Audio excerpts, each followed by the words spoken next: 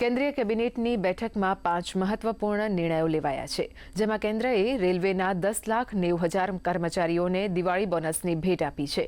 Railway કર્મચારીઓ માટે ₹1,866 કરોડના ઉત્પાદકતા સંલગ્ન બોનસને મંજૂરી અપાઈ છે.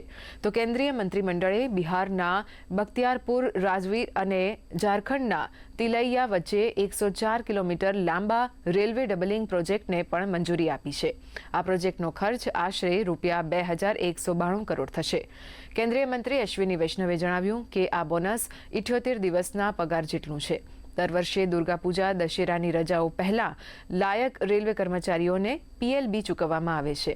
ગયા વર્ષે સરકારે રેલવે કર્મચારીઓ માટે ₹2,029 કરોડનું બોનસ મંજૂર કર્યું હતું. 95,000 करोड़ रुपीस के टोटल फैसले आज के कैबिनेट मीटिंग में हुए हैं. सबसे पहले हमारे रेलवे का बख्तियारपुर राजगीर तिलैया लाइन है, इसकी डबलिंग का फैसला लिया गया है. आप इस प्रोजेक्ट को अगर देखें, 4 बड़े जो हमारे सांस्कृतिक क्षेत्र हैं, राजगीर, नालंदा, पावापुरी, बोध गया जी, मिला के ये बहुत ही इम्पोर्टेंट एक लाइन बनती है.